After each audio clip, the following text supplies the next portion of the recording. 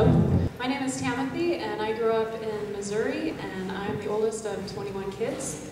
There were 12 girls, 9 boys, no twins, same parents. And we grew up in a really small town in Missouri. There were about 600 people in our town. And every Sunday afternoon, people from town would drive by our house to look at us, because we were weirdos in town with this huge number of kids. We knew that's what they were doing because the road that went in front of our town didn't go in front of our house, didn't go anyplace else. It just circled back into town. And we would see them drive. They would slow down once they hit our property line and stare, and then if we waved, they would drive quickly and drive away. And this was a small town where everybody knew everybody's business, and if they didn't know your business, they were determined to find out what your business was. And my parents had a policy that none of these people were allowed in our house. And so I grew up with not letting anyone in. I was trained at an early age, if you saw somebody coming down the road, you were supposed to get outside to the gate before they could even get out of their car, and then stand in front of the gate very politely and smile and not let them in. If they made it to the front door, then you opened it a crack and stood there blocking the view of our messy house with your body as much as possible. And that's what I learned, and so it was really weird when I went away to college, and my roommates just opened the door to our dorm room and let people walk right in. It just felt bizarre, like I should go and hide. But we did let some people in. We were raised Mormon, as you may have guessed. You may have guessed Catholic, but it was the other one, Mormon.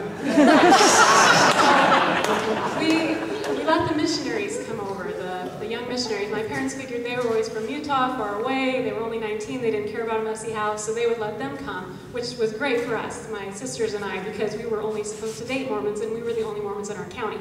So we loved it when these guys came in their suits and ties and their snazzy hair, and we got all dressed up, and we got the house ready. We had to get the house all ready, because even if we were planning to have someone come, there was a lot of shoving things into closets and stuffing clothes under beds and all that kind of thing. So the missionaries were over one night, and they were playing with little kids like they do, and they let one of the kids hold their plastic name tags. You've probably seen they have those little name tags. They let one of the kids play with the name tags, and the little 2-year-old threw the name tag, and it went and hit the wall and slid behind the couch.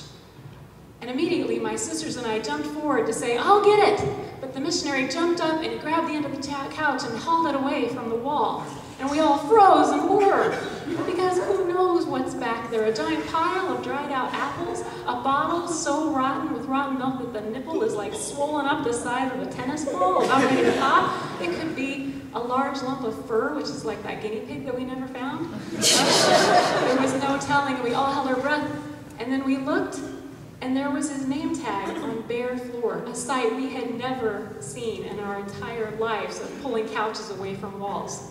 This was a first. It was a miracle. When he turned back around, he paused for a minute as we were all standing there looking so shocked, but we recovered quickly and we went on with our evening. And you know, it was a good thing that our parents had those missionaries over, because it really taught us a lot. I mean, who can doubt the existence of God when He reaches down from the sky behind the darkness behind our couch and performs a miracle and proves His love for us?